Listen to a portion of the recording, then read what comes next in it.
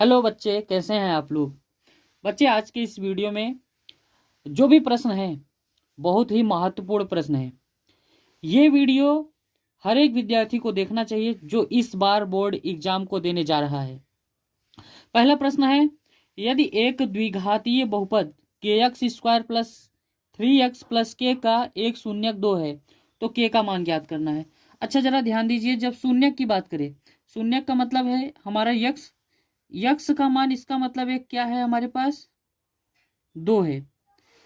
तो जब हमारे पास 2 है, एक शून्यक, तो हम यह कह सकते हैं यक्स का मान कितना है, 2 है। अब यक्स बराबर 2 इसमें रखने पर, जब इसमें रखेंगे तो इसका मतलब यक्स इस मान को शून्य कर देगा, इसलिए यक्स बराबर 2 के x square plus 3x plus के में रखने पर, जब इसमें मान रखेंगे तो ये इसको 0 कर देगा, इसलिए हम क्या करते हैं कि 2 का स्क्वायर प्लस 3 गुणे 2 प्लस के बराबर क्या हो जाएगा, 0 प्राप्त होगा बच्चे। अब ध्यान दीजिए, 2 का स्क्वायर कितना हो जाता है, 4, तो 4 के हो जाएगा यहाँ पर, प्लस 3 दूनी 6 हो जाएगा, प्लस के बराबर क्या हो जाएगा, 0। इस 6 को उधर ले जाएंगे, इस 4 में एक को के को जोड़ेंगे तो 5 के बराबर कितना हो जाएगा, -6। अब इधर देखिए, के बराबर लेंगे क्या हो जाएगा, -6 बटे कितना, 5।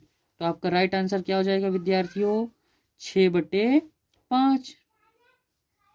इस तरह से आप इसे हल कर पाएंगे इजिली। अब बात करते हैं दूसरा प्रश्न की ओर। दूसरा प्रश्न है, प्रतिस्थापन विधि का प्रयोग करके रैखिक समीकरण युग्म 3x - 5y बराबर -1, कॉमा x - y बराबर -1 का हल ज्ञात कीजिए। हमारे पास पहला समीकरण क्या है, 3x - 5y बराबर -1 है, ये समीकरण नंबर 1 है। अब इसके बाद हमारे पास दूसरा समीकरण क्या है, x - y बराबर क्या है, -1 है, ये समीकरण नंबर 2 है। अगर समीकरण नंबर 2 में हम क्या कर लें, यक्स बराबर ले लें, तो क्या हो जाएगा, y उधर चला जाएगा, प्लस में हो जाएगा, -1 हो जाएगा। अब इसे हम क्या करेंगे, यक्स बराबर y - 1 को समीकरण 1 में प्रतिस्थापन करेंगे, तो लिख देंगे यक्स बराबर y - 1 को समीकरण 1 में रखने पर,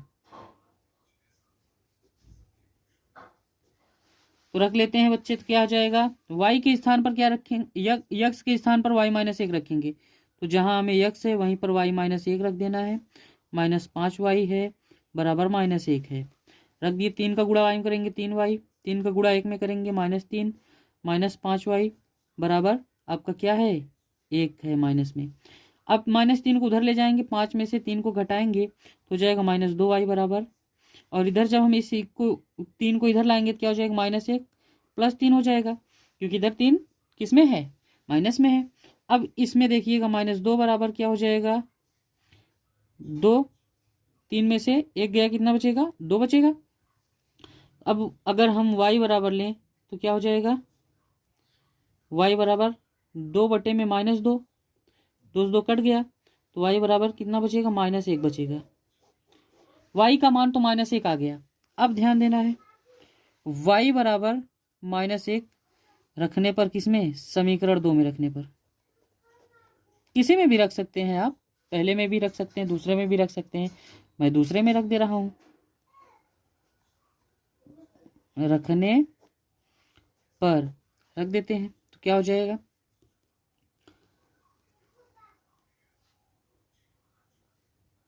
यक्स -1, और पहले से भी माइनस था 1, तो यहाँ पर ऐसे लिख लेते हैं -1 बराबर -1, माइनस माइनस प्लस हो गया, यक्स +1 हो गया, बराबर कितना हो जाएगा, -1।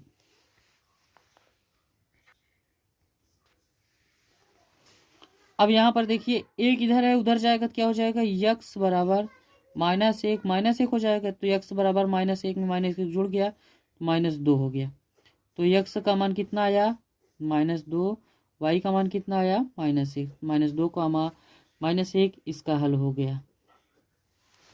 अब बात करते हैं तीसरे प्रश्न की।